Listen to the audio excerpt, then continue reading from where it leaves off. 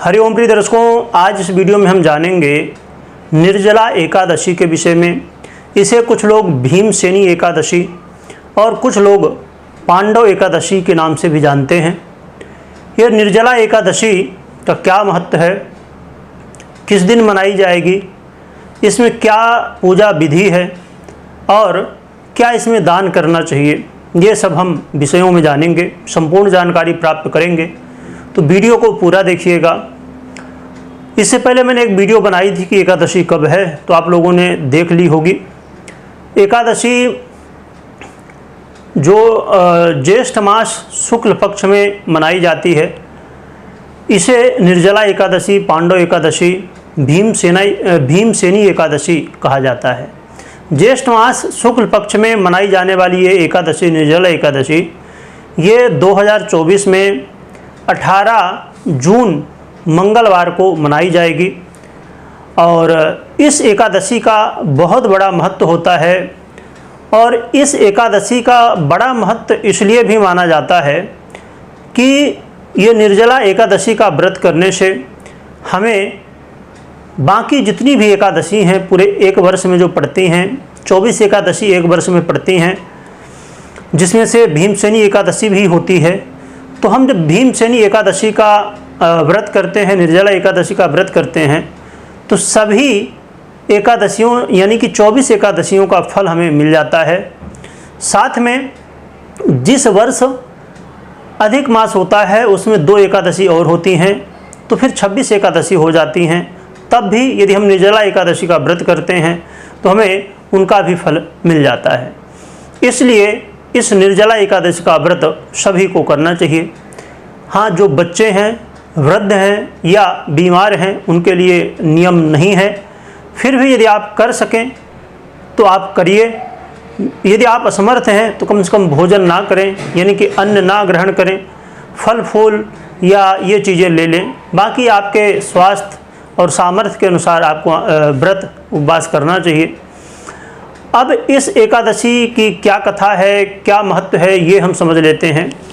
इस एकादशी का जो वृत्तांत है, कहानी है, कथा है, वो ऐसे है कि भीमसेन, पांडवों में भीमसेन जो थे, भीम थे, वो वेदव्यास जी से एक बार मिलने गए और वेदव्यास जी से उन्होंने चर्चा की कि ये दुनिया में जो पाप हैं बहुत सारे, इनसे कैसे बचा जा सकता है, इनका क्षय कैसे किया जा सकता है, क्या व्रत है, क्या उपवास है, क्या करना चाहिए।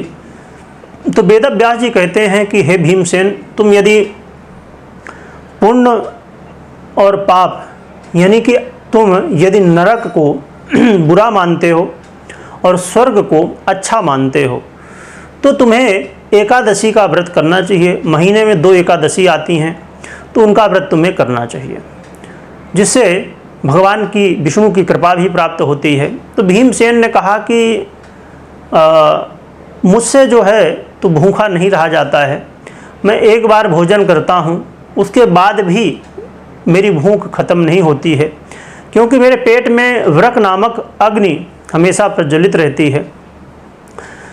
तो इसलिए मुझे भूख बहुत ज़्यादा लगी रहती है हमेशा, और जब मैं भोजन करता हूँ तभी मेरा जो है तो मुझे संतुष्टि मिलती है। मेरी ये जो वृक नामक अग्नि है तो ये शांत होती है। इसलिए मैं व्रत नहीं कर सकता हूँ। मैं पूजा पाठ, दान सब कुछ करता हूँ और कर सकता हूँ, परंतु व्रत नहीं कर सकता हूँ, भूखा नहीं रह सकता हूँ। तब वेदव्यास जी ने बताया कि तुम जो है तो यदि व्रत नहीं कर सकते हो तो फिर नरक जाना पड़ेगा। परंतु भीमसेन ने कहा कि मैं वर्ष में एक बार कर सकता हूँ व्रत, वो भी उसके लिए मैं कोशिश करूँगा। मतलब भूख इतनी लगती है कि एक दिन भी वर्ष में भूखा रहना थोड़ा मुश्किल है, पर मैं प्रयास करूँगा। तब वेदव्यास जी कहते हैं कि ठीक है, तुम यदि वर्ष में एक बार रह सकते हो तो ज्येष्ठ मास की जो एकादशी शुक्ल पक्ष की होती है, इसे जो है तो निर्जला एकादशी कहते हैं, इसका तुम व्रत करो, जिससे तुम्हें सभी एकादशियों का फल मिल जाएगा। तब वेदव्यास जी ने इसका नियम बताया कि कैसे करना चाहिए। तो वेदव्यास जी ने कहा कि एकादशी का ये जो नियम है ये सूर्योदय से लेके एकादशी के दिन, सूर्योदय से लेके द्वादशी के सूर्योदय तक, इसके बीच में बिल्कुल भी आपको अन्न नहीं लेना चाहिए, जल भी नहीं लेना चाहिए। और हाँ, ये कर सकते हैं कि जब आप प्रातःकाल सूर्योदय से पूर्व आप कुल्ला वगैरह करना है तो 6 मासे का जल, मासे का मतलब मांस नहीं है, जैसे एक बूंद होता है ना जल, उसे हम कह सकते हैं एक मासा, मास नहीं मासा, अच्छे से समझिएगा। यानी कि 6 बूंद जल आप कुल्ला करने के लिए मात्र ले सकते हैं, बाकी समय आपको जल नहीं पीना चाहिए, या तो अपने मुंह में भी नहीं डालना चाहिए। यदि अपने मुख में आप जल डालते हैं तो इससे आपका व्रत भंग हो जाएगा। वैसे एकादशी का यदि संपूर्ण नियम देखा जाए तो इसका ये है कि आप दशमी के दिन मध्याह्न काल का दोपहर का भोजन कर लीजिए, इसके बाद फिर रात्रि का भोजन आपको नहीं करना चाहिए। और फिर द्वादशी के दिन जो है तो आप ब्राह्मणों को पूजन करके और भगवान की पूजन करके, भगवान का भोग लगा के, ब्राह्मणों को भोजन करा के, इसके बाद ही फिर आपको पारण करना चाहिए। तो प्रिय दर्शकों, अब एकादशी के दिन आप क्या करिए कि प्रातःकाल उठ जाइए, सूर्योदय से पहले आप उठिए और प्रातःकाल उठ के और फिर आपको स्नान आदि से निवृत्त होके फिर भगवान की पूजन करना चाहिए। भगवान की पूजन करके और संकल्प लेना चाहिए। संकल्प जो है तो अवश्य लीजिए, क्योंकि संकल्प में इतनी शक्ति होती है कि आपने सुना होगा भगवान संकल्प मात्र से सृष्टि का सृजन करते हैं और लय भी कर देते हैं। तो संकल्प करिए, संकल्प में बस आपको थोड़ा सा जल लेना हाथ में, या तो आचमनी में ले सकते हैं, और लेके बस भगवान से प्रार्थना करनी कि मैं एकादशी का व्रत कर रहा हूँ या कर रही हूँ, भगवान का आशीर्वाद प्राप्त हो, भगवान की कृपा प्राप्त हो, ऐसी भगवान से प्रार्थना करनी है और जल फिर छोड़ देना है भगवान के सामने। तो इस एकादशी का व्रत आप फिर प्रारंभ आपका हो जाएगा पूजन करने से, संकल्प करने से। फिर पूरा दिन भगवान का भजन कीर्तन करते रहें। और फिर इसमें रात्रि का बड़ा महत्व होता है। रात्रि में हमें जागरण करना चाहिए। जैसे आप निर्जला एकादशी के अलावा भी जब एकादशी का व्रत करते हैं तो उसमें रात्रि का, या निर्जला एकादशी कोई भी करें, उसमें रात्रि का बड़ा महत्व होता है। आपको जो फल प्राप्त होता है उसमें आधा हो जाता है यदि हम रात्रि जागरण नहीं करते हैं। तो आपको रात्रि जागरण भी करना चाहिए। संपूर्ण फल यदि प्राप्त करना है तो आपको रात्रि जागरण करना चाहिए। रात्रि जागरण करके भगवान का भजन कीर्तन करना चाहिए।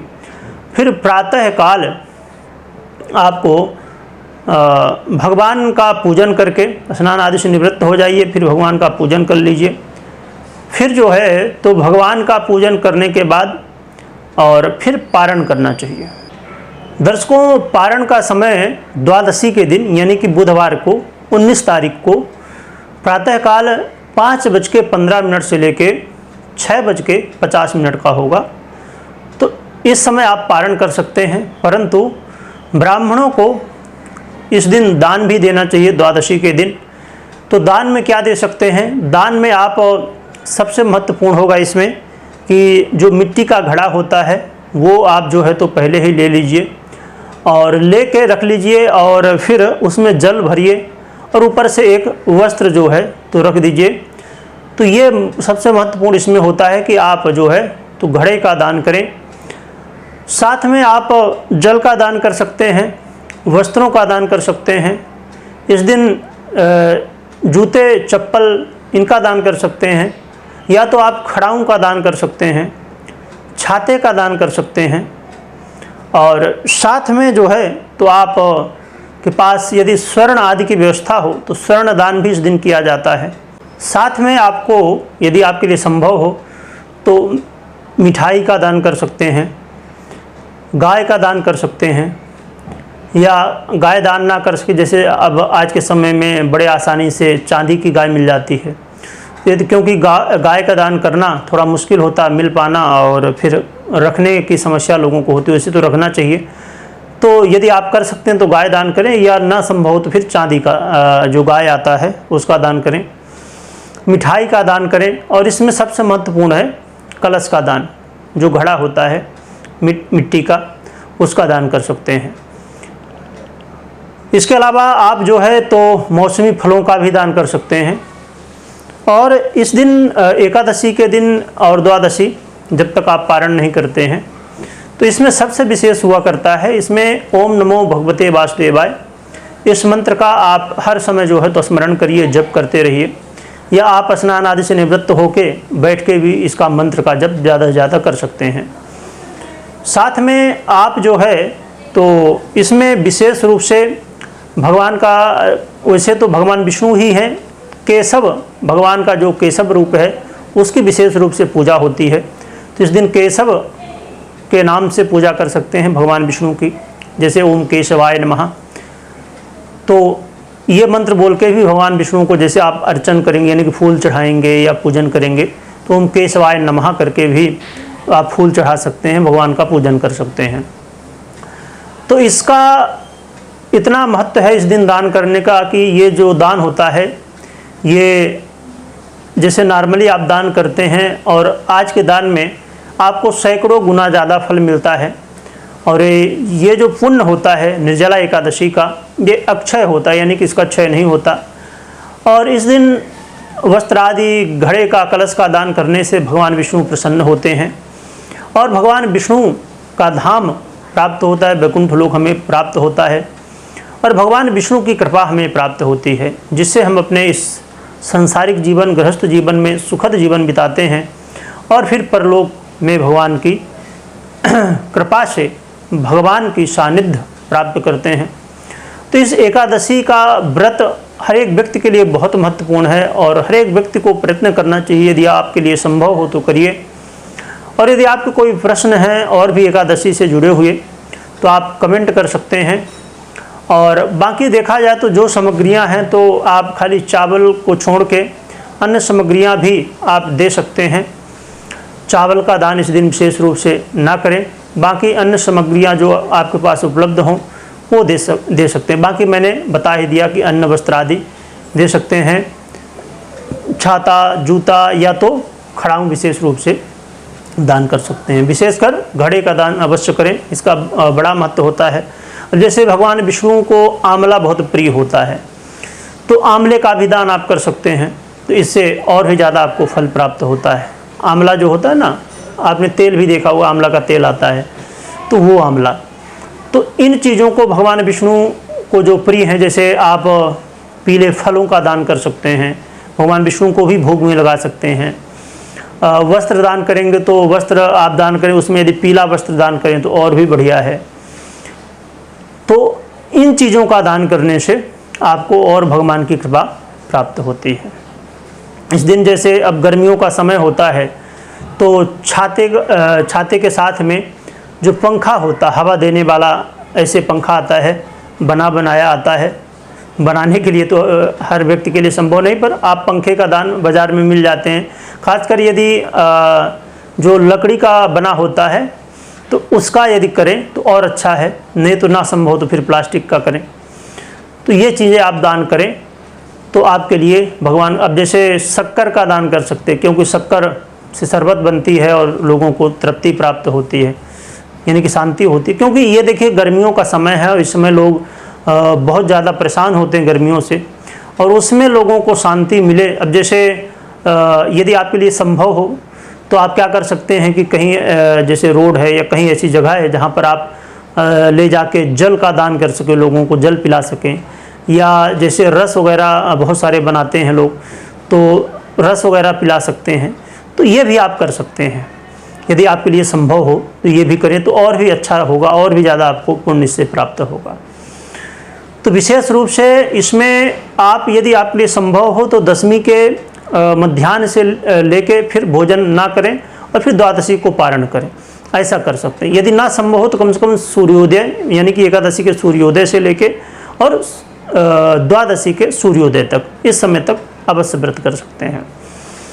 और कोई भी आपके मन में बातें हों, यदि कोई चीज़ें ना समझ में आई हों या और भी समझना चाहते हों, कोई एक दर्शक थे तो वो बोल रहे थे कि तिल का दान कर सकते हैं। हाँ, तो बिल्कुल तिल का दान आप कर सकते हैं, चाहे आप सफ़ेद तिल का दान करें या काले तिल का दान करें, तो तिल का दान कर सकते हैं।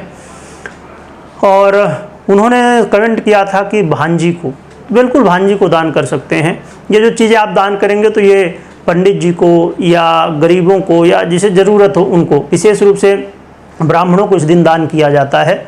ब्राह्मणों को बुलाया जाता है, भोजन कराया जाता है और इनको दान किया जाता है। और गरीबों को भी, और भी सामग्री आपके पास हो तो गरीबों को भी दे दीजिए, या किसको ज़रूरत हो, जैसे अब कोई गांव में जा रहा है और उसको छाते की ज़रूरत है तो उसको छाता दे देंगे तो अच्छी बात है।